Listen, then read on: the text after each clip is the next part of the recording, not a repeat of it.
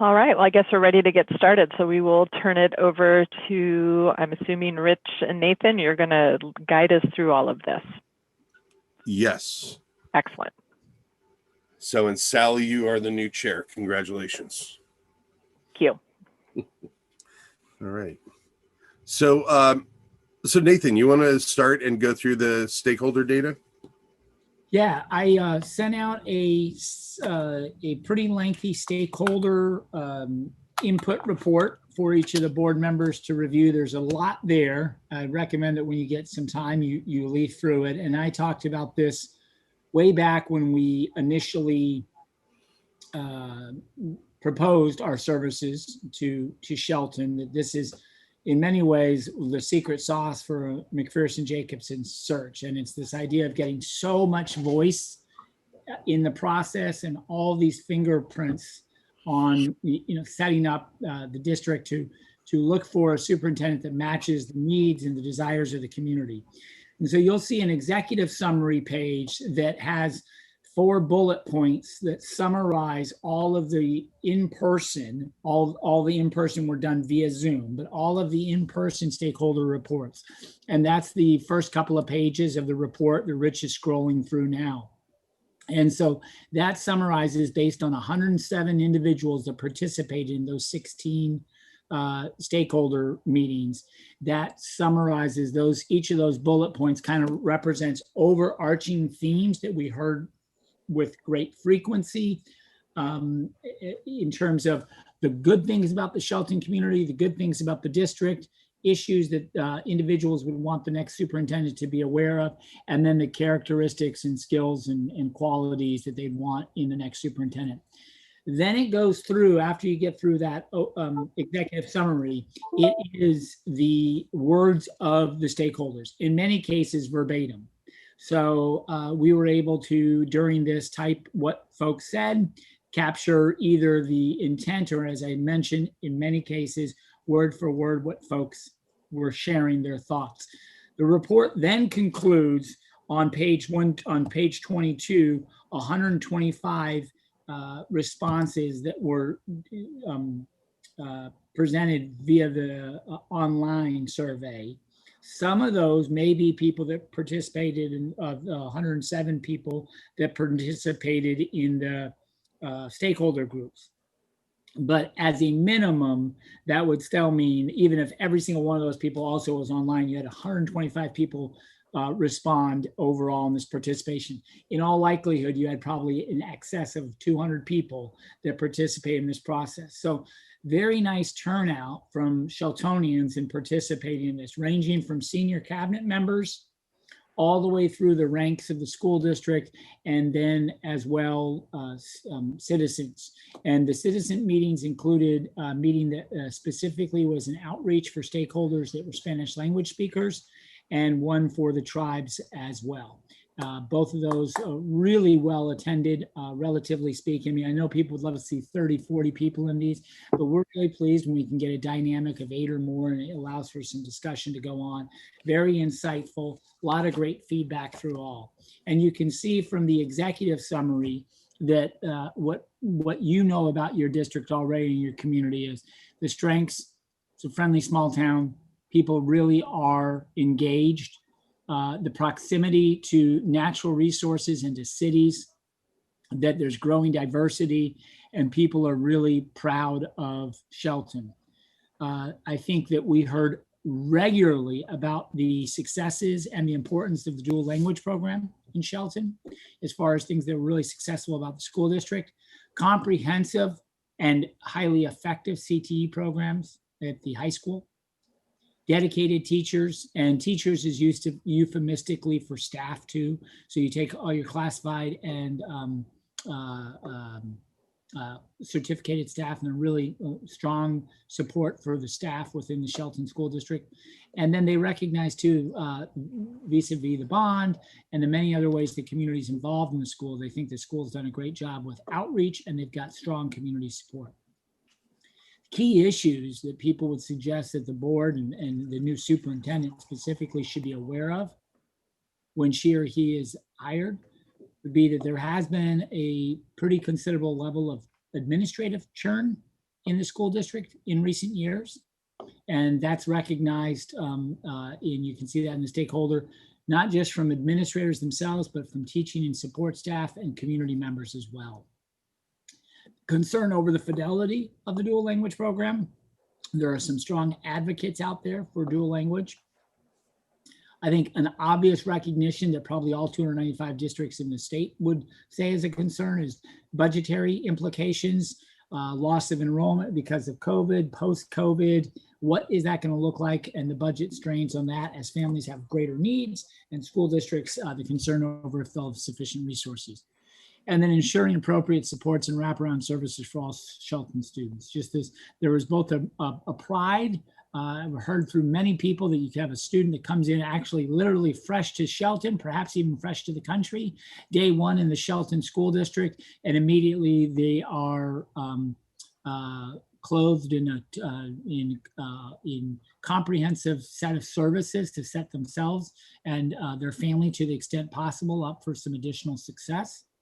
But they're concerned about making sure those resources continue. So that sort of it ties in with that third bullet as well. And then the skills they're looking for and hoping for in the next superintendent include really a skilled communicator with very effective active listening skills, someone that's approachable and outgoing, a leader who genuinely wants to be a part of the Shelton community. By the way, I think that I hear this over and over, and I think that, fill in the district, but that's what every district should demand. They want someone that wants to be their superintendent. Every district thinks they're unique, and I believe every district that came through. There's so much pride in the community, and often people said someone that's coming in kind of to fix Shelton versus being a part of Shelton, the former's not going to work. The latter, that person can be very successful. And finally, an experienced leader who is a child advocate. So that's a summary of that. Happy to answer any questions there. It is really, really good reading, and hopefully it will help you to feel like, yeah, I kind of feel like I knew this, or this is something I may want to pay attention to as a board member. I'm not sure that I was as aware of that. Do keep in mind, at the end of the day, you literally have thousands upon thousands of stakeholders in the community. So just so as I mentioned, you had lots of robust interaction. Ultimately, at the end of the day, this is the thoughts of no more than 125 plus 107 people or 232 people. That would be the maximum amount of touches that this yielded. But enough that that's a pretty decent sample size. So this report was sent to us? Yes, we sent this off today to Sandy, and I'm happy to, and I think Katie has a copy of it. I'm happy to send it directly to emails during this meeting. I've got the PDF of it. I'm happy to send that right now to every one of you. So it wasn't shared with the board as a whole? This morning we sent it to our points of contact, but I'm happy to send it to everyone now. You'll want several days to consume all of this information, but I wanted to give you the top lines from this during this meeting. And I apologize, I didn't realize that it hadn't been shared with everyone, so. No. Sandy, I'll take that. I'm happy to follow on that sword, and I'm very happy, Sally, to send this out when I turn it over to Rich in a moment. It'll be in everyone's inboxes in just a moment. So was there any kind of matrix kept to know where this voice came from? You can give us these large numbers, but you had meetings with certificated, from administration, from classified, from parents, from different communities. Did you sort out any of that information? Yeah, Rich, will you scroll down just to show an example of that? Maybe Sure. So you can see the comments are tied to, we try to protect some level of anonymity, but we do identify the executive cabinet. That was the first stakeholder meeting held on 12/16. So you know the date of the meeting and who the population was. Shelton High School, students from the Shelton High School. You will see when it's support staff, you will see when it's certificated staff, when it's administrators, when it's community members. And I am not a professional transcriber, but I'm a pretty strong typer. So the ones where I'm like, in many cases, I typed verbatim, Sally, what they said.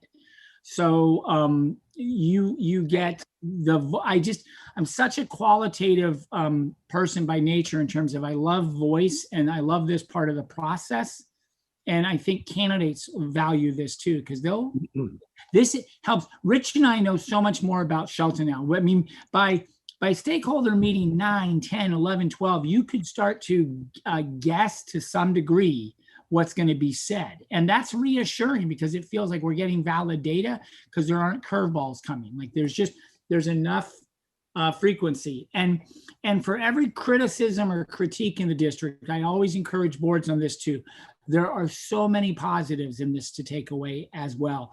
And I remind people, when you talk about areas to improve, remember, you're asking for that information, so you're going to get a response. It doesn't mean that the stakeholder is displeased with the district. They're responding to our request for what are some issues. And many people preface that with every district's got issues. Every organization's got issues. Lots of hope and pride. And let me jump in and just say a couple of things. One, as Nathan said, that we had told all of the stakeholders that this was going to be anonymous. We needed them to share honest comments with us. So as you see for where it says Shelton administrators, we actually had a meeting with the secondary administrators and the elementary. However, after we saw the end number and the responses, Nathan and I both decided that it would be better to put all of their responses under just administrators. All right. And it's being fair to those people who met with us. That's number one. Number two, I want to say that we set this up also telling each group that they were helping inform you in developing your criteria statements, which we're doing tonight. So the information they were providing us was to help for that. And it was also to help Nathan and I, as Nathan just said, understand the Shelton community. And we did 2 weeks of this. Usually they were somewhere between 3-4 meetings a night. And I would say after week 1, I had a really good understanding of not only the good things about Shelton and the schools, but also some of the issues that you're facing. So I think that it was successful in that regard to show that Nathan and I both have a much better understanding of the Shelton School district and community. And then let's see, we'll scroll down.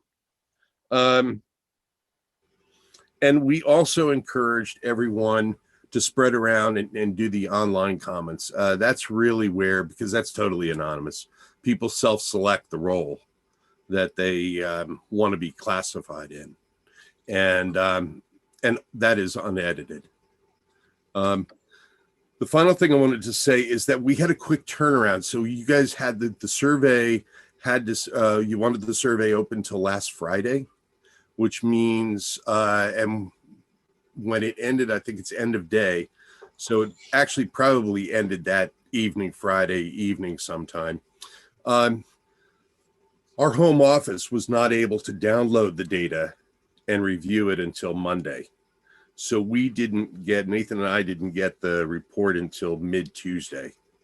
So I would have liked to have had this report in your hands a couple of days ago so that you would have had some time to go over it for the meeting. But we kind of condensed everything. And I had told Katie and Sandy that this report was going to come out right before this meeting. So you all have it in your inbox right now. Is that correct? Yeah, everyone should have it now. If you don't, please let me know, but I sent each of the 5 board members. So I really, the important thing is really the summary. Because that's where this is basically what everyone was telling us, these things. And I think these summary points here are what are going to help you in developing your criteria. I think that you really should spend the time over the weekend, next week, is to really go through And that'll help you as a board member understand your community a little bit more. But I think we have enough data right here to do the criteria statements for tonight. Rich, let me jump in one more moment. Excellent points. And I just want to, I want to say one other thing that makes sure that credit is given where credit's due. So Katie Diamond, I think she's on with us today. She did a great job getting these set up and scheduled for us. And then I mentioned several times, and I just as a practicing superintendent, I actually called Katie after one of the meetings. I was fortunate to be in both the high school students and the middle school students. And I was so excited after the middle school students, and a couple of them in particular, their maturity, their comfort in their responses, that I called Katie and said, you gotta get these kids on video talking with the school district. They're incredible. So kudos, Katie, for setting this all up, but also just kudos to the Shelton board and the Shelton community for dynamite students that were selected to be part of this process. It filled my cup both of those days where I got to engage with those students. So I wanted to share that as well. And let me share one story that I was really impressed with. It happened at the Spanish meeting. And a gentleman came on, he actually spoke English, and he would speak English he spoke English in the meeting. But was interesting is our interpreter, Ricardo, would then translate his English into Spanish for everyone else as he talked. So we had kind of a reverse thing going on there. But his name is Hector. He had just graduated from the University of Washington Med School last spring. And he is now studying for his MCAT. But he came to Shelton as a small child from Guatemala, and his parents did not speak English, and he was in the dual enrollment, the dual language program, where he learned both English and Spanish. And he was able to teach his parents English and Spanish at home, and obviously had a very successful career, went all the way through high school, went to UW, and now graduated from med school. But he said that if it wasn't for that dual language program, for him, he would not have been in the place where he's at now. He would not have been as successful as he was, because it really helped him learn both Spanish and English. And I asked him, I said, are you going to come back to Shelton and open up a practice? And he said, probably someday, but right now he's going to join ministry and travel a bit. And do some medical work in the ministry, and then he does plan to come back to Shelton. So you guys will have a doctor there who graduated from your high school. So I thought that was great. I really, you really could see how your program that you developed really affected at least. Oh, and one other thing.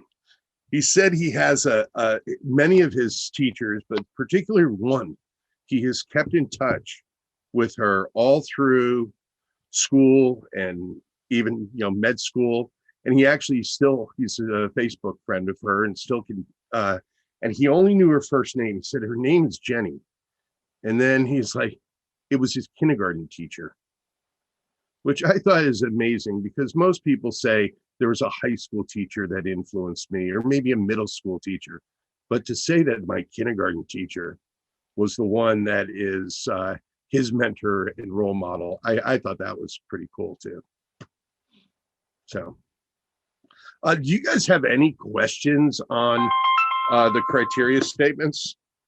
Or I'm sorry, on the on this, anything that raises, like, you want to know, how did we get that, or can you ask, is there clarifying questions on some of these? Anything you didn't expect? Well, again, since most of the board just gathered a few minutes ago, I'm sure they haven't had a chance to look through it a lot. I apologize. I only saw it a couple of hours ago. So I've spent the last couple of hours going through it. I don't know about questions, but certainly some strong themes emerged. like you said, not entirely a surprise. Did note one of the students recommending that maybe someone should have a background in counseling. And I thought, oh, that was a unique perspective. You know, there's a lot of people feel there should be a lot of experience in, you know, maybe they should be a teacher, maybe they should be a principal. You know, somebody made the comment they should have 10 years experience in high school, not necessarily specifying what levels or what type of experience high school meant. I'm assuming it wasn't 10 years of actual high school student. But a lot of things to read and to think about. And, you know, now comes the part of crafting those down to the concise bullet points or sentences that we want to use into the program for the job posting. One thing that I did hear that I think was from a majority of people is that they feel that the superintendent should live in the community, either in the town or in Mason County, but in the school district. And it had been raised that you had that at one time, I think, and then made a waiver for Alex Apostle.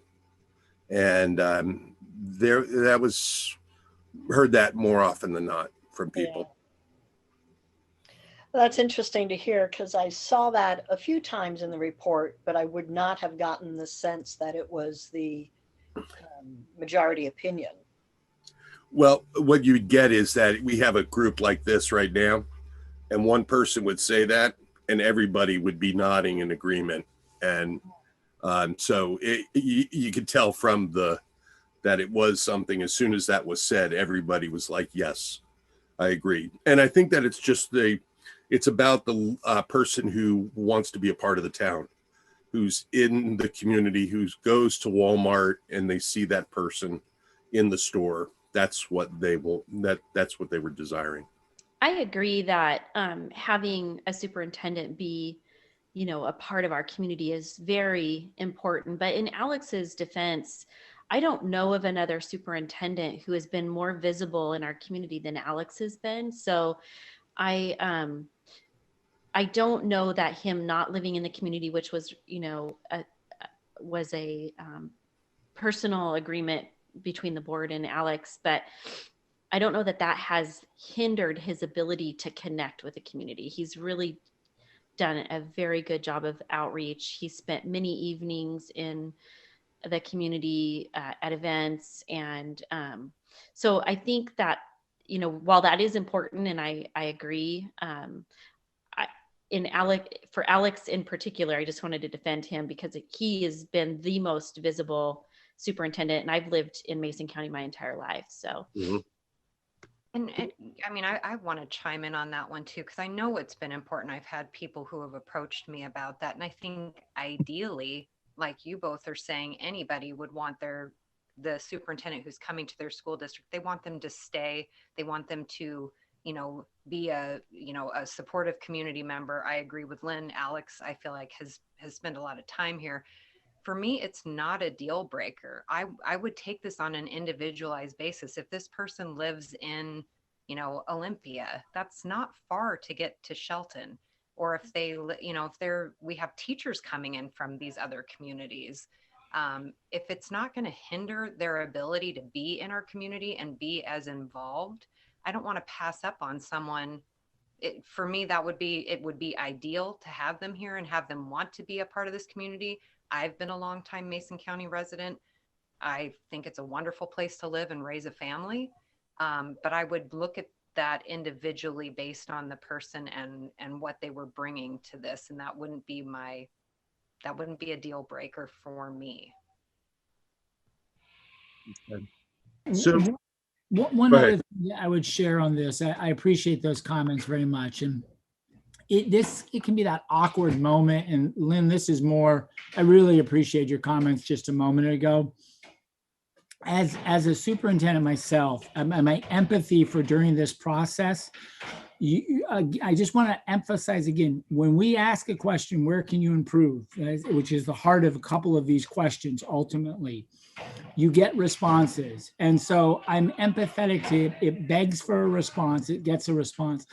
And none of what Rich or I are going to say tonight or share should in any way, we're two consultants that have done some listening sessions. I do think there's value to having external people do that. You get some answers that you don't always get when the superintendent or the school board's asking the questions. But at the end of the day, I would remind the board, you do have, you get to control this process and you have a right to. If the right person is someone that wants to live in Olympia, then that is a determination that you all get. And I certainly don't want to put you in the defensive in any way. Many positive things have been said about Dr. Apostle through this process as well. So I'll conclude my comments with that, but I love the sense of the superintendent board relationship that I'm seeing here in Shelton. And I want to make sure that that we respect that very much. So the last thing, and I know this is going to be one of the things that you will need to consider tonight, and I appreciate Lynn and Carrie your position on that, but I just want to throw out the other things to consider. One is that most superintendents expect for the board to require them to live in the district. I would say probably out of the 295, probably 275 of them live in the community. I had a search just a couple of years ago. Actually, the assistant superintendent lived in Oak Harbor and got the job in Coopville, just down the road. And the board asked him to sell his house in Oak Harbor and move to Coopville. And he gladly did that. He thought it was expected of him to actually do that. The other thing that you have to think about too is that investment that person's making, they're becoming a member of the community. That's great, but they're also now paying taxes in your community.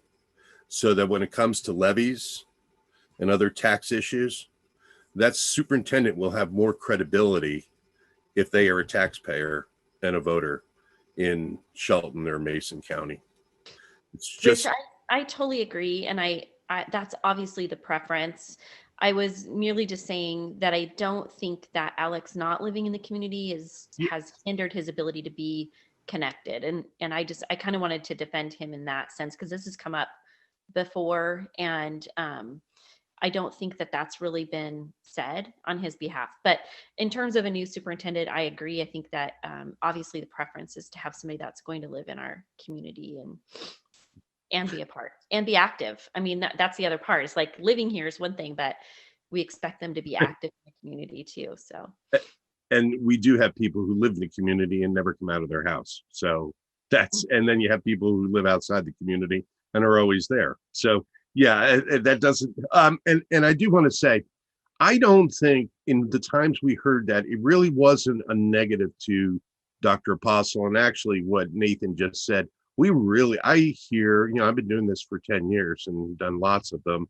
And I would say overall, I would say the negativity towards the superintendent was lower. There was more positives and positive experiences than what is the norm in communities. So I know you guys have had a number of, superintendents over the years.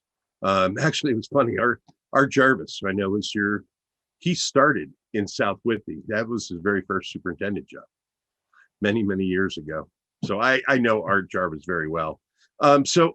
Anyways, I think that overall, the impression of the district and the community of Dr. Apostle is positive. Wouldn't you say that, Nathan? Yeah. So, but thank you, Lynn, for doing that. Okay, is there any other kind of things that stand out or you guys want to clarify?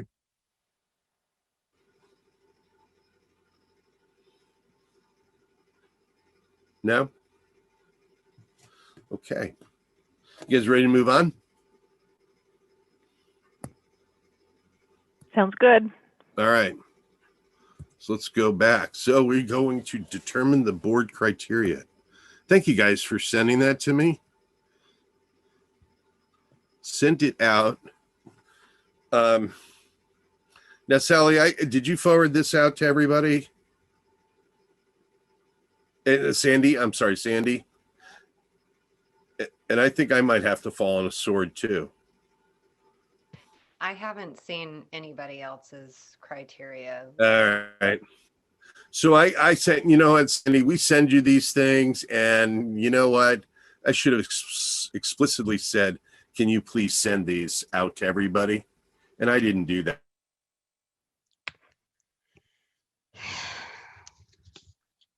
Would it be possible for us to take a look at this and, I mean, have a discussion once we actually see this ourselves? There we go. Can it be sent to us right now? I think it's on its way. Looks like Rich froze, but my guess is he's also busy sending this off to everybody right now. I got booted. You guys, you hear me now? Yes. Are you able to send the that to each board member? I can. Well, Nathan, I don't have everybody's email addresses. You do. I just sent it off. Okay.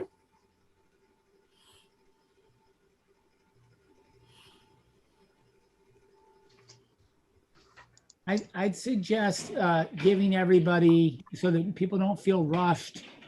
Why don't we give everyone a little bit of time? It's not a terribly long document, but it's a chance to read each of your fellow board members' voices, and we'll just pause here while you read that through, and maybe you can start to make some mental notes of, like, not only your own stuff that you really like, but you'll see where that was interwoven with someone else's comments too from the board.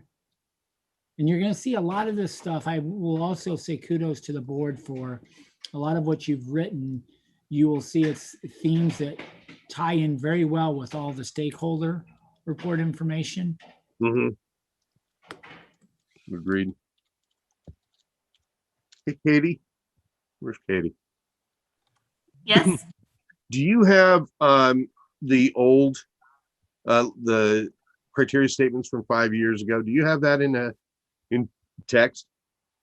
Ooh, I don't think so. I wasn't here when that happened. Let me in my drive and see if it's in there. It was in the brochure. Oh, okay. Let me look.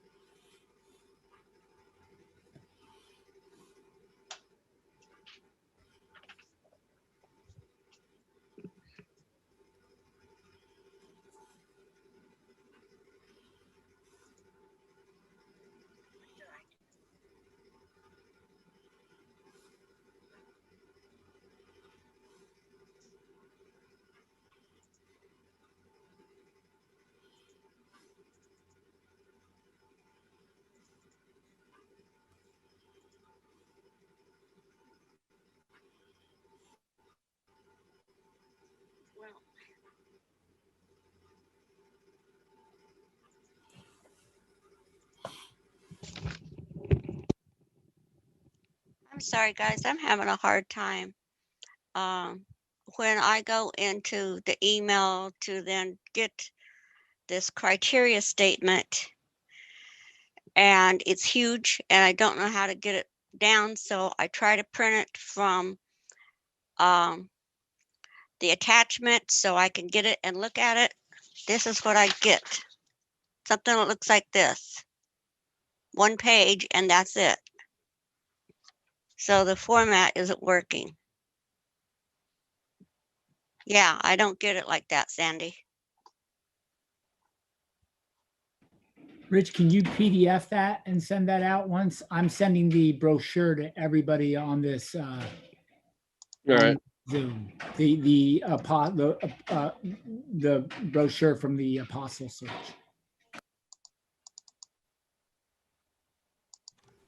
Hey, Nathan, I was about to hit send. Do you want me to send it or do you have it? It sounds like you're a second or two ahead of me. Yeah, if you can send that, that'd be great. I included Terry on that, but if you're able to do that, Katie, that'd be great. Okay, you guys will have it in 10 seconds. I don't know how to make it smaller. Hey, Nathan, Yes, sir. I'm going to forward you an email that I sent to, hold on.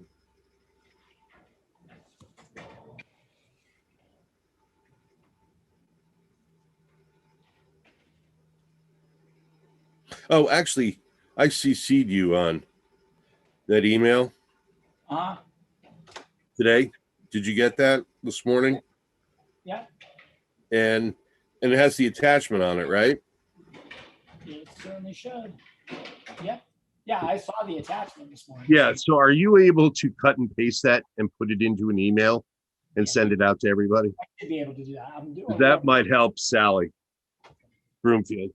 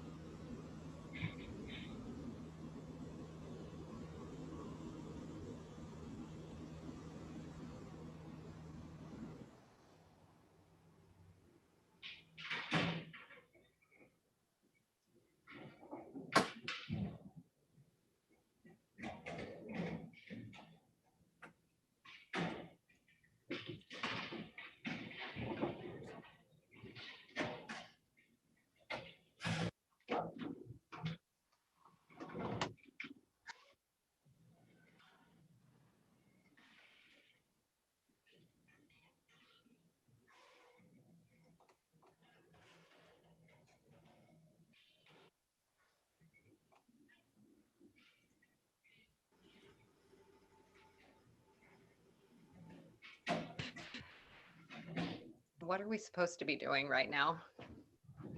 I finished reviewing all of it, just taking time to Okay. review. And when you guys are done, just let us know. We're just waiting till you guys feel comfortable that you've read everybody's drafts, versions, thoughts, and have reviewed the one that you used from 4 or 5 years ago. Yes. And I apologize. It was my own sense of panic that I overlooked the fact that I was supposed to distribute it on to the rest of the board. So I apologize. I will make sure I do that in the future. Yeah, and Sandy, again, we're gonna give you clear instructions. Yeah, we didn't say that. We just made the assumption. And Nathan and I have fallen on swords tonight for that. I left work a couple hours ago to run an errand and my phone said there was 13 messages. Hence my panic. I'd run back inside and go check all the emails and see what was up. So are you ready to move forward? So Anybody need more time? Okay, so in the world of COVID and in our Zoom world, this is really a new part of our process. So this process of developing the criteria statements are made for a face-to-face meeting, because what we would do is actually now go through a process where we would take things that people had said and they were in common, and we would put them up on a board, and then we would go through this nominal kind of grouping technique, and then actually do priority voting with little dots. But we can't do that in Zoom. So what we're trying here, and that's why we wanted you to draft your ideas. So now I think you have a much better idea on what the statement needs to say. You have the one from that you used 5 years ago. So my suggestion to you is this, and you have two different directions that you can go. You can go and use some of the statements here that you guys have written, or you can go back to your one 5 years ago and try to refresh that with some of the comments that you've come up with, and make it a little bit more modern. So let me hear from you. What's your preference? When I read through the statement from 5 years ago, a lot of it is fairly general. I mean, they're general statements, but yes, I think that some of it needs to be refreshed and added. I like a lot of the things that I'm seeing that my fellow board members had written. Mm-hmm. Especially about diversity and inclusion. And I just think that I wasn't sure how this process was going to go. I thought maybe similarly to the summary that you did with this other that I hadn't seen either, that maybe it would be summarized sort of what some themes were coming out from our board. But in general, I mean, there's some general things we need in a superintendent. Mm-hmm. I think that can be components of this that were there. Yeah, in our role, Nathan and my role in this right now is to help facilitate this process, to move you along, give you some feedback if you want it, but you guys got to own this.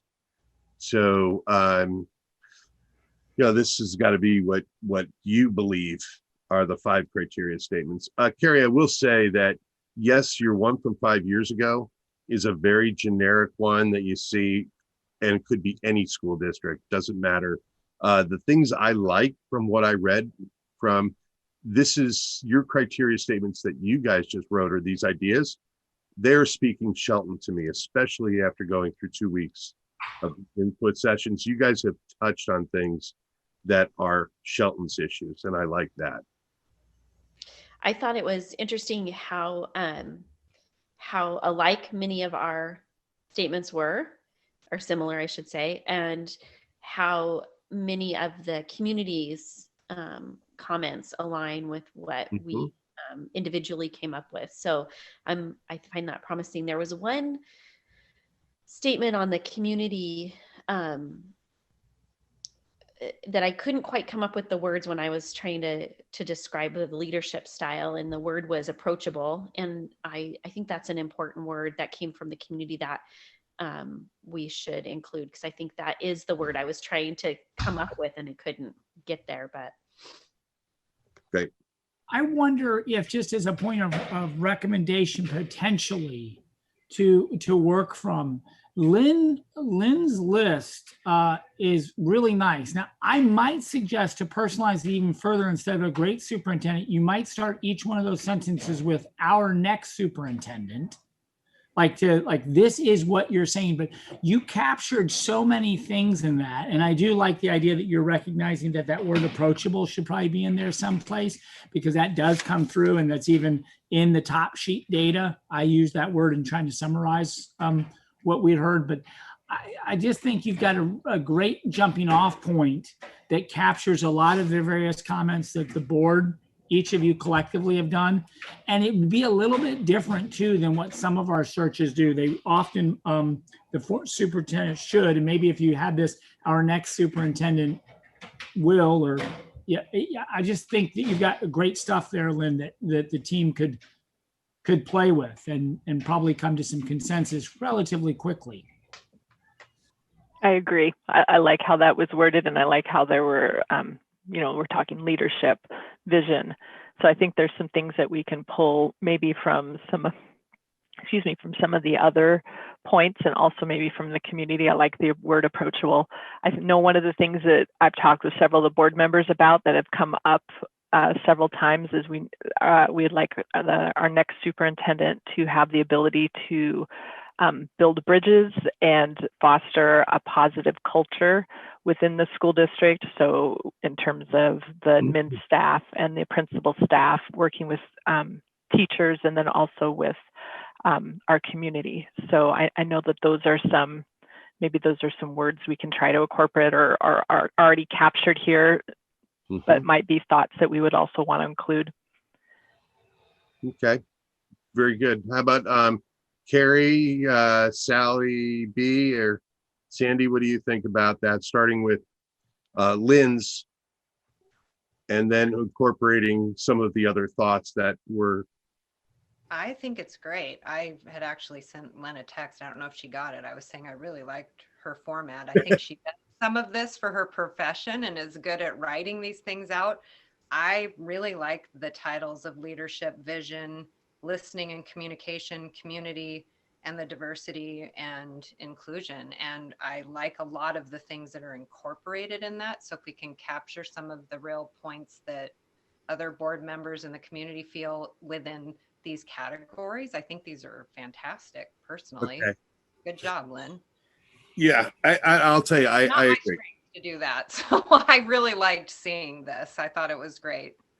I agree. I actually think when the way you listed them in the 5 subheaders is actually going to help Nathan and I in our recruiting and pre-screening, because I can just look at leadership and a person's vision and begin to compare the whole group. And so I like it. So why don't we do this then? Why don't, as I keep Lynn's up on the screen here, what we could start off with is going through, let's say, start off with Sandy's. So if we look at Sandy's here, she has all of these. So under the leadership category, or leadership here, right here, there may be some things, some words that Sandy has put here, and we can just highlight them and add those words. And let me just do it for example. All right. I like the consensus builder. Yeah, that's exactly what I just picked up. So I would put consensus builder down here, and then just add that. And then we can wordsmith it actually offline. My suggestion is that we wordsmith it after we're done with this meeting. Does that sound like a process that you guys are good with? So why don't you look at Sandy's first, and then under leadership or vision or listening, communication, community, or diversity and inclusion, what are some things that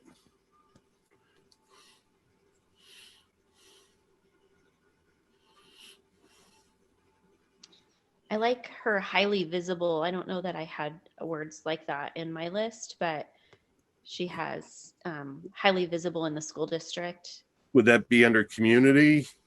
Yeah, I think, what do you think, Sandy? Yeah, I think under community, both on campuses, but out in the community too. Right. Yeah.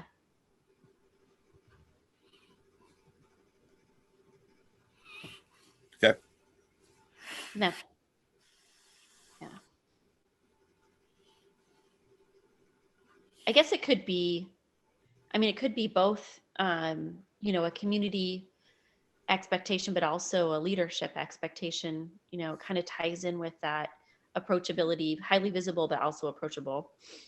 Well, and under your leadership one, you do say being visible. Oh, okay, I did. Okay. Just add highly, Yeah, I couldn't remember. Highly visible, just throw highly in there. Yeah. Okay.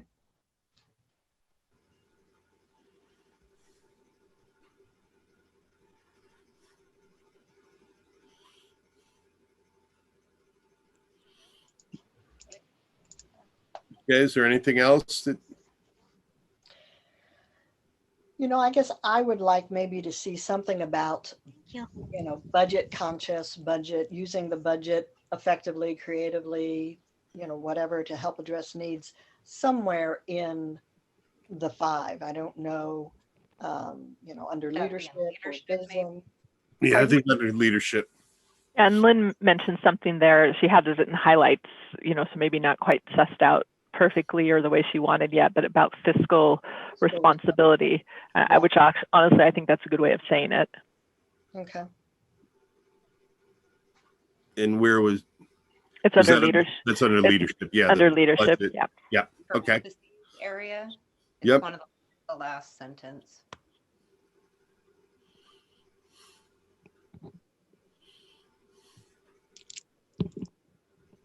Okay, so let's help us move us along. Let's go to, I think Sally is, Sally Carr's statements are next. We already talked about the use of the word positive because I was immediately drawn to her statement about positive culture. I like that positive culture word. Yeah. Or sentence. I like that too. Phrase. And would that be in community or in leadership? In leadership. Yeah. Okay. Yeah.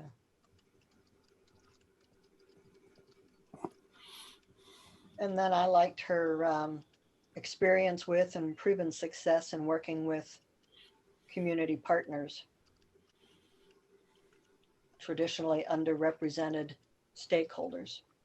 Okay. Now that's a big one, so I don't know. Cut that up somehow. Yeah. That was the inclusion in diversity and inclusion. Kind of my intention there was the underrepresented, but something came up since I submitted that list, and it's also one of the reasons I joined the board is, my son was a fairly gifted child, a high achiever, and I feel like that component is also missing in our school district. So we kind of, need to be able to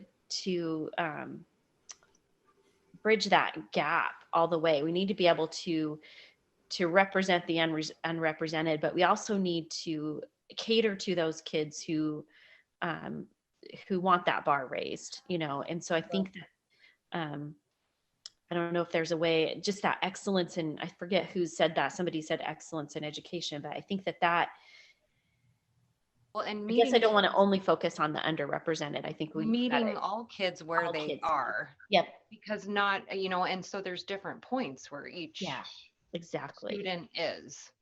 Yep. Whoever they are, but being able to meet each student where they are and help them Carrie. excel from there. Mhm. And I think that covers that.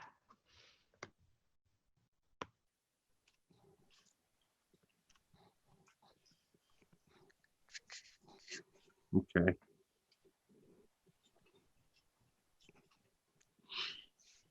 All right. So that would play with what, Lynn's statement there, at every level, because that's not necessarily one spectrum. I mean, it covers all spectrum, every Right. level, not beginning, middle, or end. Okay. I think in the parentheses though, I kind of listed out some examples, and the gifted child wasn't there, or the highly capable child wasn't listed in my example. And I don't know if that would help spell out more specifically what we mean by every level. Well, and sometimes maybe it just gets a little bit too wordy if you list every little group in there. That's true. So Yes, and I'm gonna repeat this again, but less is more. yeah, And we're gonna have to, because some of these are, they're entire chapters, and they really don't need. You want to be really succinct, and it helps Nathan and I in the recruiting and pre-screening. And So- remember, you're going to use these to evaluate in the semifinal round and in the finalist round. This is what really separates. You're going to say, wow, so-and-so's vision and their way they interact and listen to the community. I mean, they hit high notes in all three of those areas. They may not have been really, they're not a CFO, and they're really not good with budgeting, but you have a central office staff and they can bring those leaders around them to help them. So, this will be the discussion you have in the end. and maybe it would help to, use some, bold or italicize or capitalize for, emphasize at every level, rather than listing out all Right. the different stakeholder groups, including gifted. Okay. So how about Sally Brownfields? Well, that's where I think that, because I agree with Sally Brownfield with her statement about, our tribal communities. That is something I think we need to call out. And so I think that for some of these, it is going to be important to call them directly out, even Right. if it makes, Yep. I think our dual language program needs to be called out, that is important. And Yeah, because that is unique to our district, those two. Our Latinx and Guatemalan populations as well, newcomers programs. And I think the phrase, the government to government relationships, is a good one to have, and incorporate that into our criteria. Community, and under community, do you think, Sandy? I like that phrase too. Okay.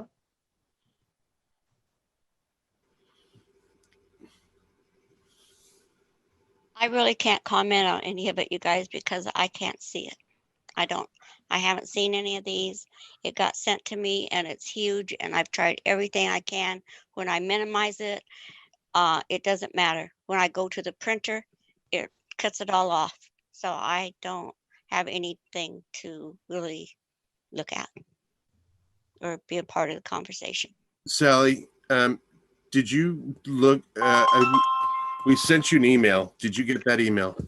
Yes, I did. I tried to open the one Sandy sent Nope. me, and it turned out that way. Then Nathan sent me one, and I opened his, and it did the same thing as Sandy's. All right. So Nathan, you'll have to say, I think he put it in the body of the email. So it's just like a regular email message. What I received was an attachment. Did you send the attachment? When the same thing happens to me if I try to put it in the body. The same thing happens to me that's happening to Sally. It either is enormous, or when I try to shrink it down, it goes to. Okay. Even when I shrink it down All right. and think maybe I can print it. This is what I get. Yeah. And so half the page is cut off here, and yeah, Okay, that's what all I right, get. all right. So, Okay. So But Good. I'll tell you what, I am a little bit frustrated because when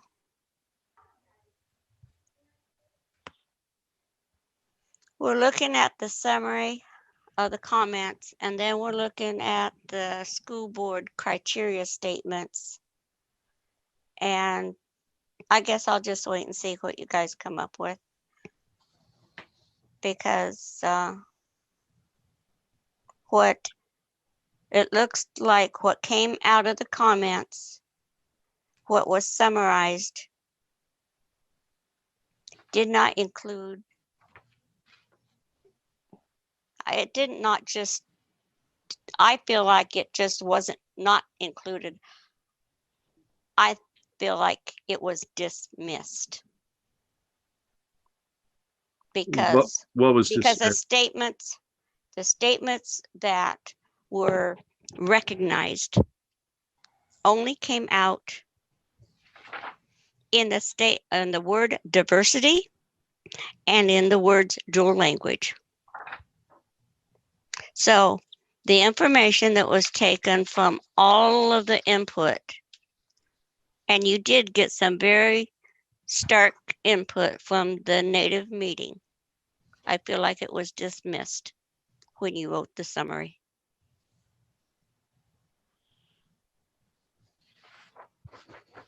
Well, Sally, the executive summary includes just 4 bullets on each. And but- we're not important enough to be a bullet. That's what you just told me. Well, no, I'm going to push back there. That's not what I told you. That's what you're inferring, and you have every right to infer what you want to. That's definitely not what I just told you, though. So, and I worked very hard. I was the transcriber for a good share of these meetings, and I wrote people's voices to the very best of my typing ability. I did that, and I believe I captured that in that meeting as well. We went to great lengths to reach out to as many Sheltonians as we could, and enjoyed very much each opportunity, and honored to the very best of our ability everyone's input by trying to capture it verbatim. And then you summarized it.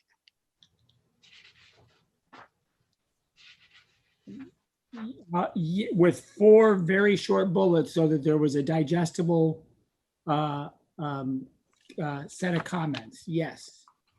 But I did not leave anything out. What bullet would you suggest adding, Sally? Or what phrase, or what do you feel captures what you feel is missed? Okay, when the summary was done, when it says, tell us the good things about the Shelton community. Friendly small town community, but close to large cities. Ideally located, close to forests, mountains, and waters. A growing diversity. Strong community pride. You know what I'm going to tell you how our Native American community that has been here forever reads that statement. A growing diversity. So only those that have come in later count. Growing diversity. If you're counting Native people as part of your diverse community,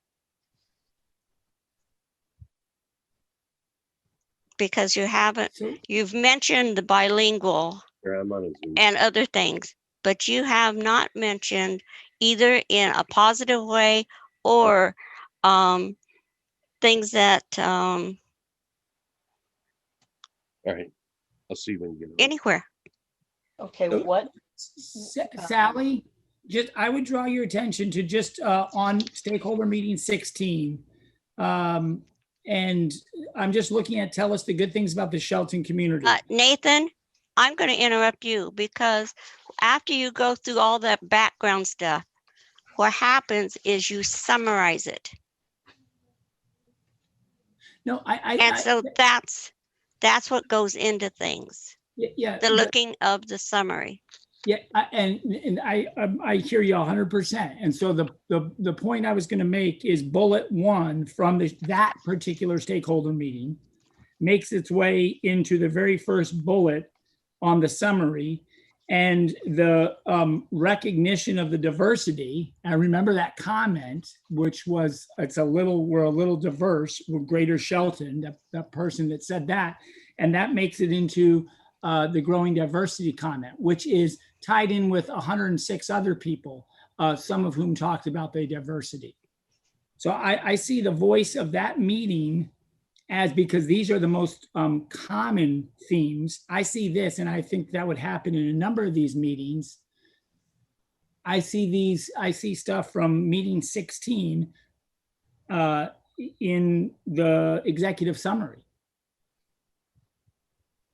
And And Sally, then- I did include, when I was doing the diversity and inclusion on my criteria statement, it does have the Native American community as listed there. I'm just wondering, do you feel like you need more time, Sally, to, read through these? I guess I don't know whether we should be moving on, or if Sally is going to need, Well, go ahead. It doesn't matter. No, I want to make sure that, I mean, Lynn, I don't have the documents to look at. So I went after, I'll get those after the meeting started, and I asked about, did we get this? Did you get that? Then I went and printed that whole thing off. right. But then I I just don't wonder have if the you- other as far as a discussion amongst us and how we feel, I don't have anything, Right. you That's know. why I think you, And so And- when I look at this whole big package, and I mean, with this, that many stakeholders and And that those they're- many words, you've got to boil it down to something. Yeah, I know. And Yeah, I appreciate, Well, Lynn, that you put Thanks. that in there. Right. Because the Native American population has been here forever, yes. and It's it a has been disenfranchised once it became a public school since its inception. And I don't think that is still recognized. Yeah, it needs to be a high And priority. I agree. the movement is not being made in this district. And Sally, would you rather have those points not be put under the bucket of diversity and inclusion and have it be part of community instead? when we had the Native community, when we had the two tribes and had the meeting, right away it was talked about. When you talk about community, we had a whole discussion about what community is. When the Native parents started talking, I stopped them because I wanted our consultants to understand and hear. When our tribal people were talking about community, they were talking about their tribal communities. The statements they were making when they asked about community, they were sharing what it meant to be a part of their tribal community, not the greater Shelton community. And then we went on and said, okay, how about within the school district and the greater community? No, that's not reflected in here at all. And That's what I'm wondering, if maybe that could be reflected in the community section where it does talk about the Shelton School District community and our tribal communities. That's why I put in, is why I put in there about our government to government, because I like that. tribal nations are outside of that big conglomerate of those other people or diversity. Right. We have government to government relationships. We have a treaty. There's a different kind of a relationship there, and it is not recognized when you just put it under a bullet of diversity. Right. So I think that if we put it in the community section of Lynn's comments, then that would be, if we call out your first part of that. Well, and maybe government to government, what's the phrase? Should be right there in leadership. I mean, leadership's getting kind of, maybe that's where it belongs, is in leadership. Could be. Could be. There we go. Sally, can you see your screen? I can now. I can see this on the screen now. Okay. And I think you also have it in a different email format that should be usable. I think Katie got that. I just sent it to Katie, and she So you know how many steps it takes me to get to there? I have to now go to Google, then I have to get into Shelton School District, then I have to go into the website, then I got to sign in. Yeah. So as you guys have been talking, those are the things I've been doing, trying to get into it. So it is frustrating, but I think that might go in leadership. And I think it might also go in a respectful way in the pamphlet. Some things in the pamphlet that, I saw right off was we don't have a Mason County Fair or rodeo anymore, and some things like that need to be changed. Yeah, there's a lot that'll need to be updated. Yeah, and so I didn't know about just kind of cut and pasting, that we needed to really look at that. So I'll try to go back in and get into my school email. Okay. Thank you. And I don't mean to be harsh or negative. I'm just passionate about these. I just want our district to be better for all of our kids. I appreciate you speaking up about it, Sally. That's the way we learn too. I agree. So I think if we put the government to government relationship with the tribes in leadership, it probably still bears mention to be working with our tribal consultants in the community section as well.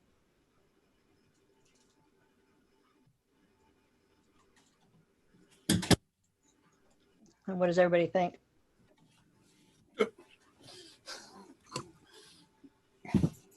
I think that's important as well. Okay.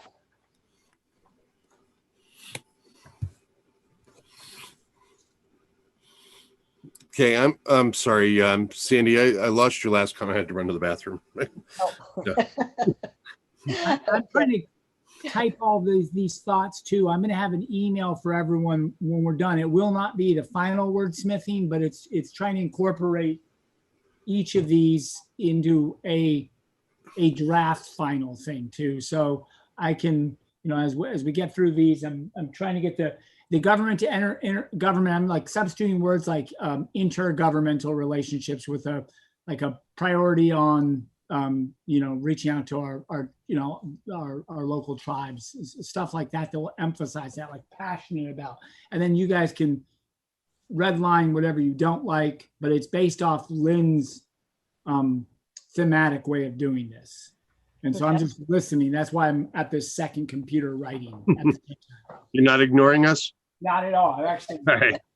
so, I think on Sally's next comment, I think what she's getting at, and correct me if I'm wrong, but when she's talking about, assessing the needs of students and advocating for positive change to meet those needs, it kind of ties into the summary from the community that you guys sent over, and that very last bullet that says an experienced leader who is a child advocate. And I love that phrase. So I'm wondering if that captures what Sally was trying to say with number 4 on her criteria. Okay. So, right. And that was a community thing, or that was one of the bullet points. And where would we put that?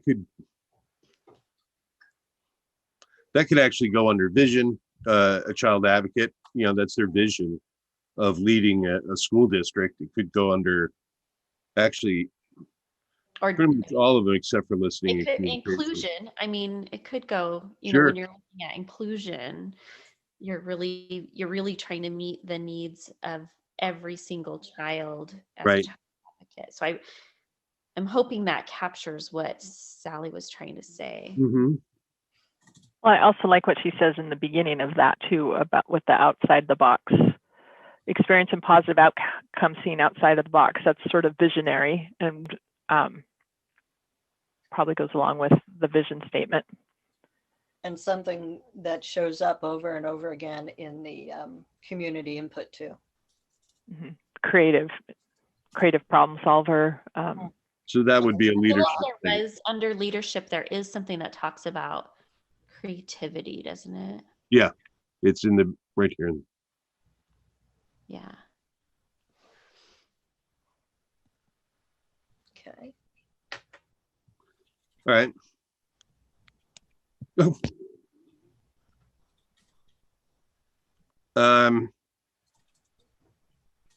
Good.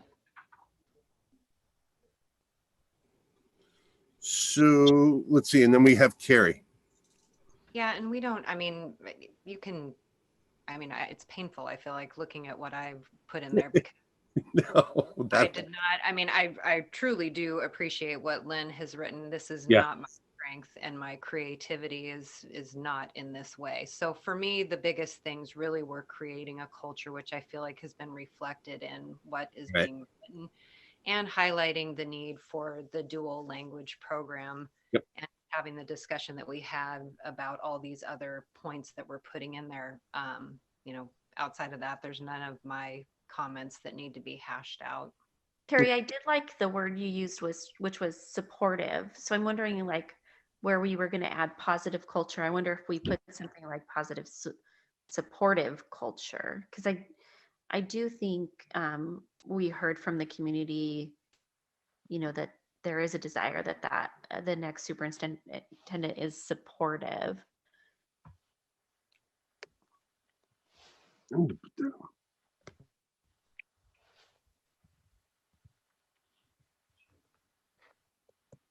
Okay. So positive, supportive culture.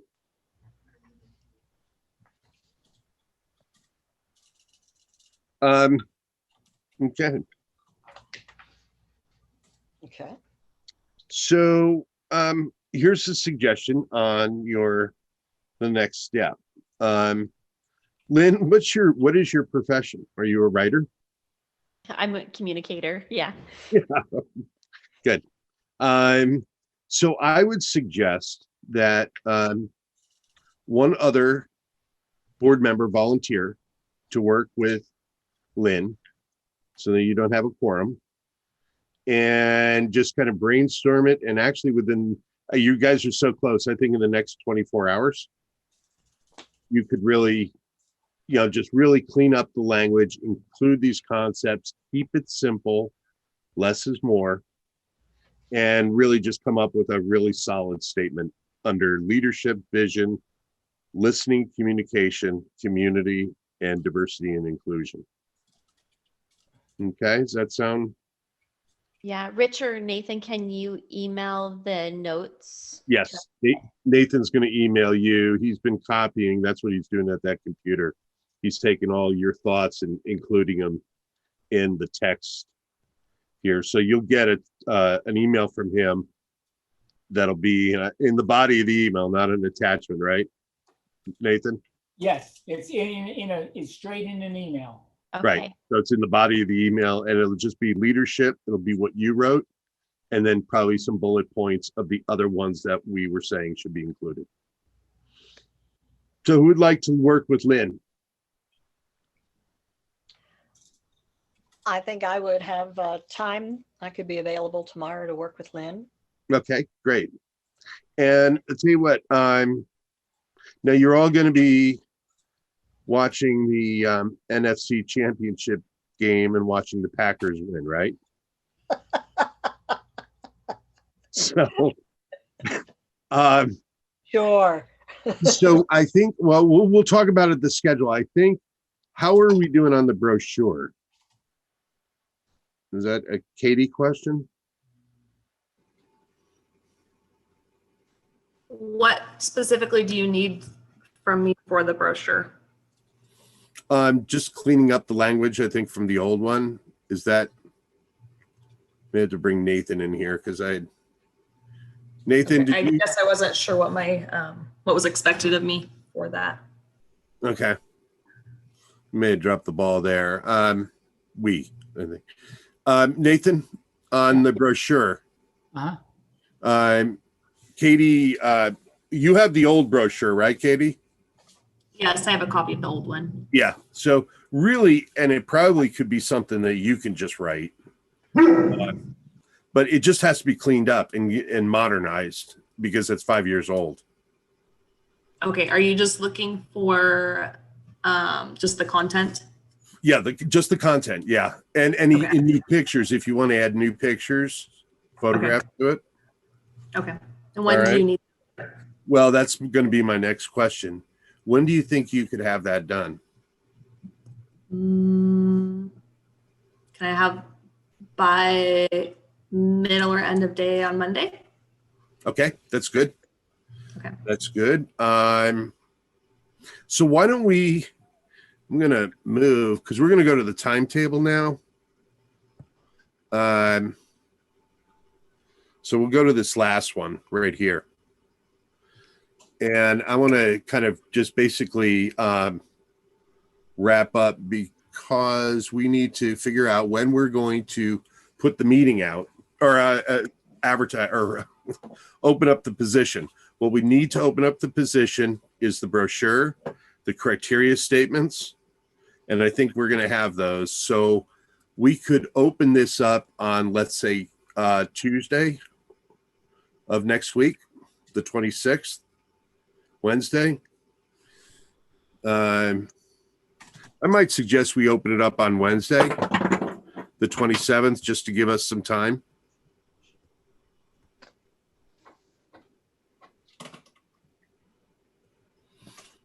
Yeah, it just gives you guys some extra time. So you get to work during the weekend on the criteria statements and also, and then that gives you Monday and Tuesday, Katie, to finish up the brochure. Perfect. Thank you. Then we'll send that to, we send all that information to McPherson and Jacobson. Then Wednesday, the 27th, we'll open it up. And that's where I need you, Nathan. If we open it up for 4 weeks, that takes us to that it would close around the 24th of February. If we open it for 3 weeks, that would be the 17th or 18th of February. Looking at the old brochure, Yeah. the application deadline was February 26th. Was it? Okay. We're almost right on That right there. Yeah. Okay. When did you have your first meeting then, or your interviews, your semifinal interviews? Seems to me it was about mid-March. Doesn't say it in the brochure. The Yeah, brochure March 14th. says March 14th. March 14th. Okay.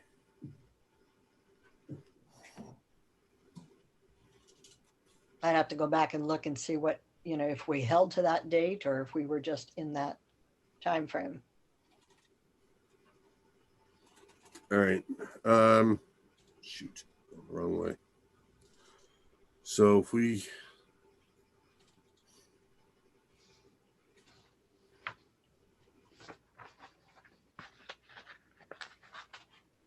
Nathan, what do you think? 3 or 4 weeks to keep the application open?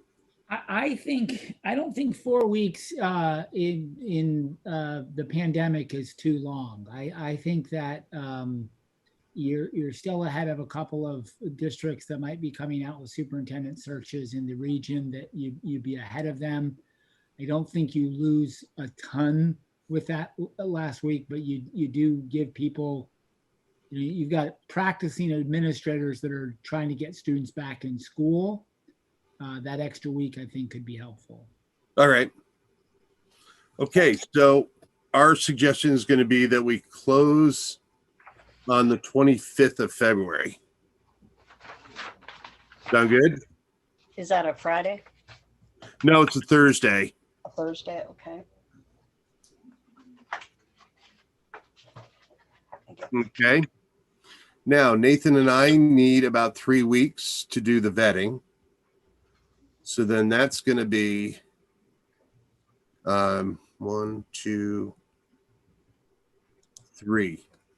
So that means, did you guys say you held Thursdays open for a meeting? Yes. So, okay, so we could do then March 18th. Okay, the 18th of March is when we would have what's called our third meeting. This is our second meeting. We have the third meeting. And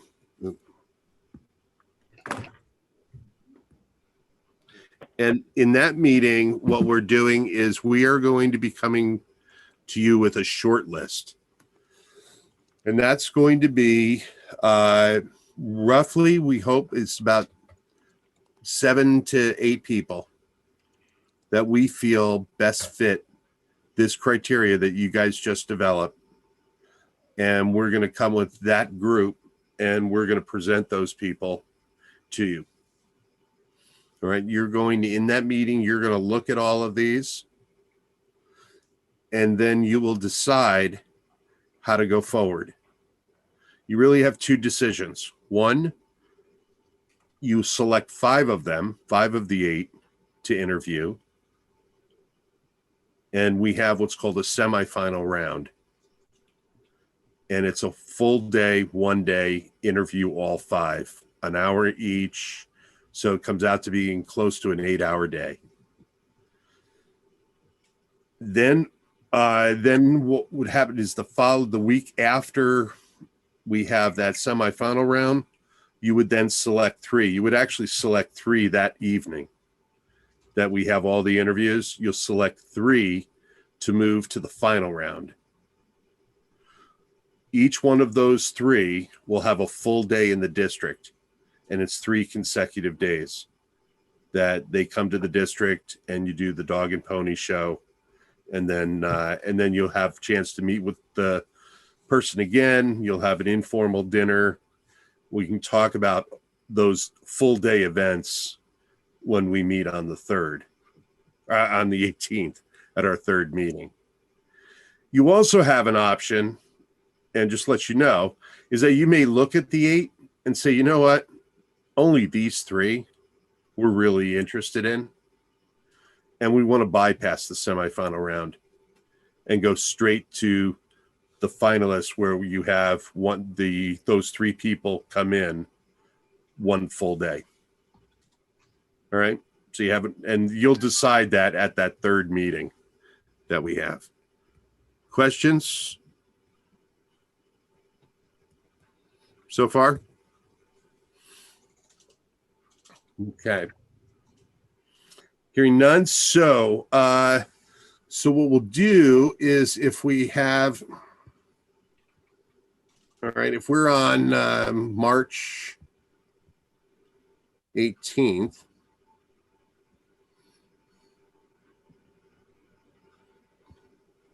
I have a question, Rich.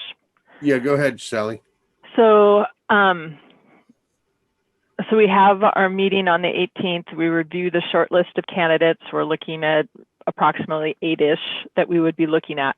How much of that information would we have beforehand to review? And the reason I'm asking this is we've had some snafus here tonight where we haven't had the information ahead of time, which I know would have been helpful. So what will we have before we come to the meeting on the 18th so that we can all be prepared? Yeah, that's a great question. And I think I told you in the interview as a board member, that's the one thing that always frustrated me is getting information late. And I apologize that we didn't get this stuff to you. When the application closes, you have, and we will make it available to you. We can get the resumes and the cover letter of every single applicant. And we can send that to to you guys. So we expect probably somewhere between 30 and 40 people will apply, and we can send you every single resume and cover letter. The 8, we hold those, and we actually don't share those until that evening. Okay, and some of it is a confidentiality thing that we just, the superintendents or administrators just expect that this information is not going to get released until you're meeting with the board in executive session. And a lot of it has to be because we are in executive session. Should mention that for this 3rd meeting. So that's where we can bring the documents to you. If we send them to you before, people can access them. Which Okay, that makes sense. Kind of contradicts what I said, but but no, that makes sense. But so so as soon as the applications close on the 25th, probably take us a week to kind of gather all of the resumes and stuff. But we could send those to you so that you can just peruse them, go through them, and get a sense on each person and their background, so that we come to you on the 18th.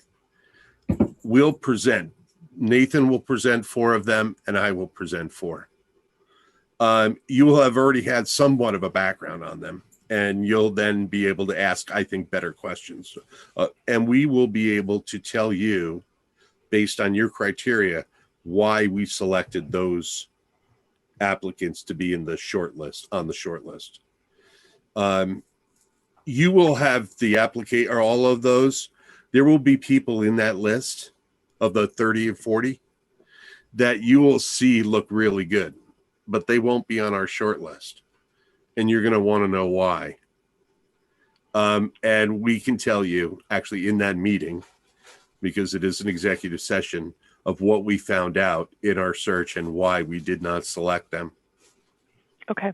All right. So follow-up question to that is, I know you'll be using the criteria that we've started developing tonight. Do you set that up then? In looking at criteria, do you have some kind of tool then that you use, like where you're rating like on a rubric kind of scale, or, teacher talking here, so. No, I know. And let me tell you, and I've actually discouraged boards. I've done it both ways as a board member and as a consultant. Trying to do a quantitative kind of model where you come up with it's very difficult because you guys are kind of coming up with the rubric is challenging for a superintendent in this position. There are too many variables. Sure. So I really encourage now a qualitative where as you do, you'll have a form with the criteria statements on it. And as you interview them, your questions are all going to be aligned to those criteria statements. And you can make qualitative remarks under each criteria statement, and that actually I think helps you when you are in the session where you have to talk amongst yourselves of which applicant or candidate you think is better. Mm-hmm. And so then when you and Rich are going through all the applications, you do more of a qualitative versus quantitative kind of thing then? Correct. Okay. Correct. And I don't know, actually, Nathan, we're not sending out the survey anymore to their reference list, are we? No, that still goes out, but the reference calls, I would say it starts more quantitative and becomes more qualitative the deeper we go in. I mean, obviously the paper screening, a lot of that is somewhat qualitative. Sally, these are great questions. I mean, if you're looking, for example, like, if it had to be, for just a very simple example, prior superintendent experience, that's very quantitative, right? Quantifiable, like, oh, this person doesn't have that, and the board's already told us that's not, they won't even consider that, or they have to have a doctoral degree.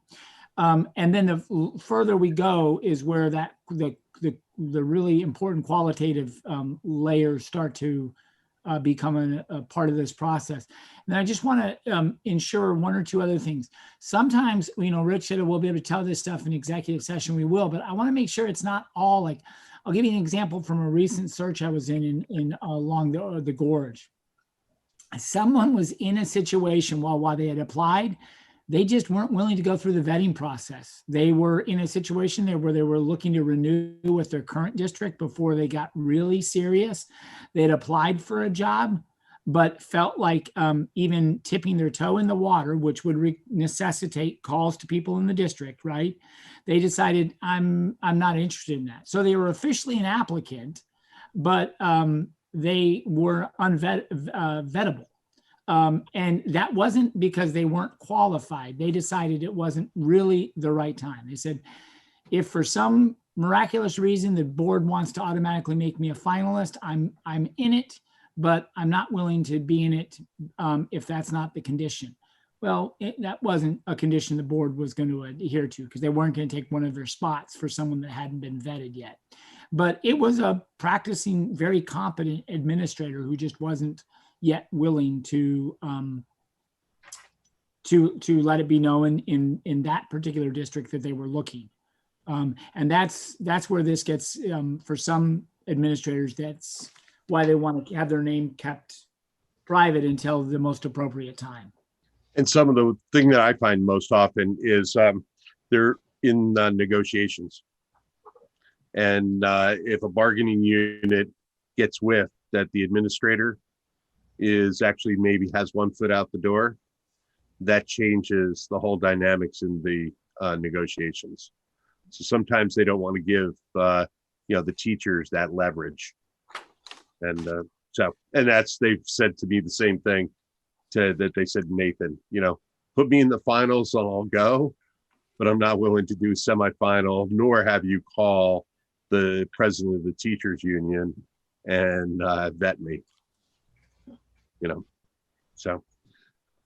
So going back then to the date, we could go, and so first of all, how are you guys doing at getting back to face-to-face in school? How's that going? Slowly.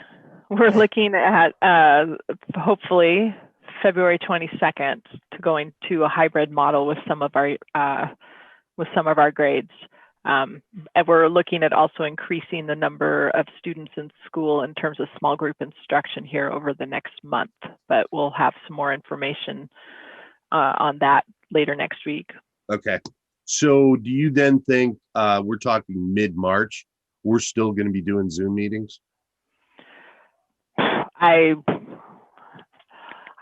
God, I hope not, but hard to say.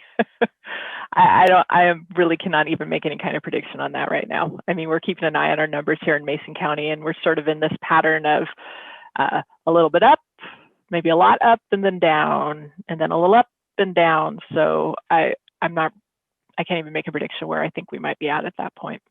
All right. So do you think there's a chance we could still be doing Zoom? There's a chance we could still be doing Zoom. Yeah. Okay. And there's a chance that maybe we might have the possibility of, by the time we're looking to bring people in the district, that we might be able to do that. All right. So we might, Nathan, plan on a Zoom meeting for the semifinals. Yeah. So if that's the case, then we could actually probably do the semifinals on the 20th. That's a Saturday. Of March. Of March. So we got to check calendars. And Katie, this is you checking the school district's calendar. And then trying to figure out is we're probably not on break yet. No, spring break's first full week of April. All right. First, so that starts the 5th. Okay. And that would work well because then that gives you that next week, the 22nd through the 26th, to do the face-to-face, or I mean to do the 3 finalists. I'm thinking you've got to meet these people face-to-face, even if it's under now. That week will be parent-teacher conferences. The 22nd through the 26th? Yeah. 22nd's a full day, but Tuesday through Friday are all early release days for conferences. Okay, But but that's, that still means the we can still work around that. right. Right, and we could also move it to the next week, the 29th, to the Yeah, second. we could even push it off a week, do it before spring break. Right. Yeah. Okay. All right. So we'll leave that. That's tentatively how we're looking. So you would say then Thursday. Oh, it's not a great day, but April Fools.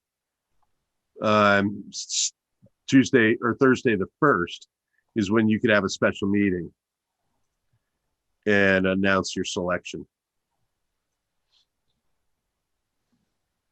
Or you could do it on the 25th if you're able to meet with the 3 finalists, the 22nd, 23rd, and 24th. So that's walk me through that again one more time. So we're looking Okay. Saturday, March 20th, all day. That would be, we're doing interviews of who? Yeah, so let's back it up. I'm going to go because there's a silent period once we go where the application begins that Mhm. we won't meet and you don't hear from us. And there's this month that you don't hear anything from us and you wonder where we went. So then we're going to surface again on the 18th and we are going to come to you with a short list of 7 to 8 people. You'll select 5. So the way we're going to go is you're going to select 5. Then we're going to have on the 20th, the Saturday, semifinal interviews.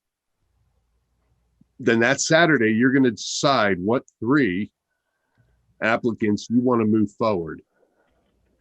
And you do that on the 22nd, 23rd, and 24th of March. Each person gets 1 full day in the district. Or the 29th, 30th, 31st. Right. Now, and see, we're not, usually we do it, this is the way we do it because often we have people flying in from other parts of the country and we try to wrap it together so that people who, let's say, are flying from Colorado don't have to go home. We give them the Monday interview slot. You see the person who flies away the farthest. But Oh, I we're see not what you're having to worry about that now.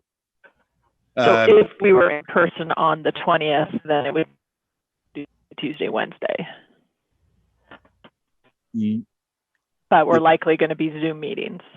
Right. You're likely going to be Zoom meetings on the 20th. So you could actually, the thing what happens is that, and this is not a bad thing, but as soon as the 3 people are announced, Google gets slammed from Mason County with all sorts of searches from for those 3 people. And people will be going out and getting all sorts of stuff that's out there on the web about them. So, you know, the more time you leave, the more time people have to do research. And that's not a bad thing. That's just a thing that you gotta. So, you know, you'll start hearing, you know, did you know this about this person and that person? And, you know, and I've got a question though. Because I do think it's important for us to be meeting these people in person. I guess, you know, for the board, I mean, can those semifinals I mean, it doesn't have to be 100% on Zoom, does it? Can't those people still be flying in, meeting with the board in person if I mean, if we're in a gym and we're spaced far apart wearing masks, we should be able to do that and then televise that for. you mean this, not you want having to do the semifinal, you want to do the semifinal round. I'm just curious about that. I mean, I think meeting somebody in person is going to be a lot different than just getting what you're seeing on a screen, if that's the only way you're meeting them. I agree. Yes. And I would ask the question, is doing the 3 finalists more important? Or do you want to have the whole interview process being in person, face to face? And that would be hard to say and so we will be getting information, but we won't be making that decision until the 18th and having to No. if this were not COVID, all those people would have normally been planned on coming out? Yes. Yeah. If this was not COVID, if there was no COVID, we would have the semifinal round in person. And you guys can still do that as we have to practice, safe, whatever, 6 feet apart. You might want to not consider opening it up to the public and have it as an executive session, which you can do. And I don't know how that fits in the OPMA either, because right now we're under orders not to be meeting in public. Yeah, and you know what, Nathan, you jump in because I'm out of my league on this. Really, that is the point I was going to make. Right now, legally, you're not allowed to be meeting in person. So I suspect if you defied that, there's going to be very little that's going to happen to the Shelton School Board because of that. But Rich makes a very good point too. I'm not sure that you want to make that into a public process that invites any sort of gathering. Right. I would have told you months ago, oh, my March, there's no way we're still meeting remotely. And I would have been wrong so many times that I've given up predicting when this is. I mean, that the OPMA has gotten extended more times than I can count now. I won't be surprised if there's still some restrictions. Out-of-state candidates, there might be some hesitancy to fly. I do believe it's perfectly safe to drive to Shelton and have an interview with the school board. But you might get some people with some level of reluctance for flying, and that's something you might want to consider.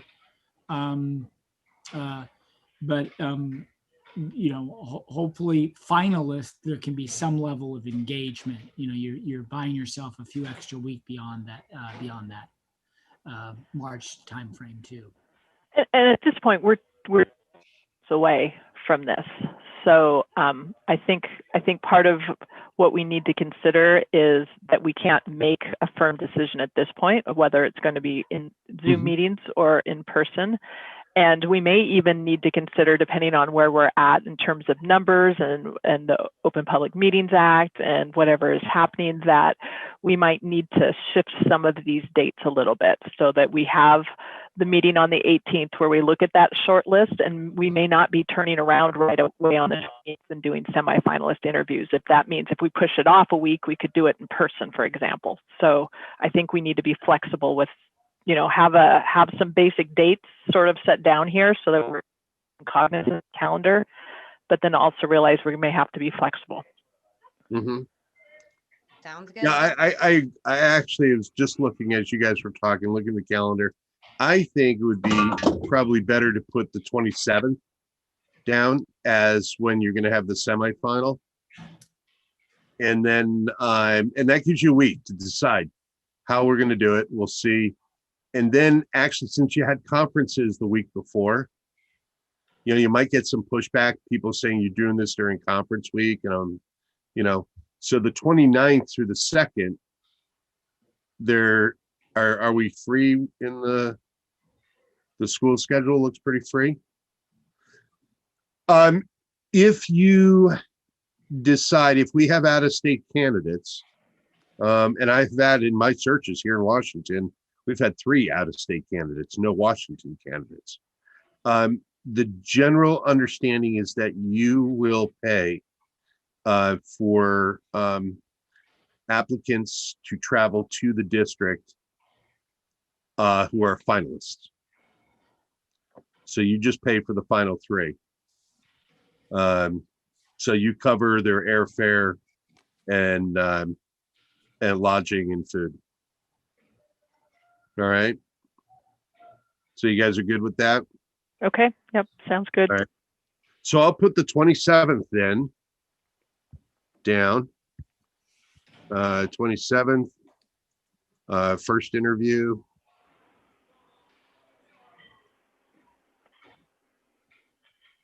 And then 29th through the 31st, right? For the finalists.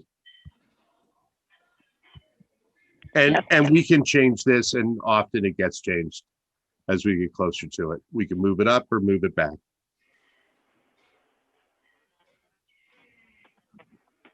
And you're saying for Sorry, folks. Due to technical difficulties and scheduling issues, we were going to have to end this stream and move on to other issues. I apologize for this, but we have to move on to a different stream.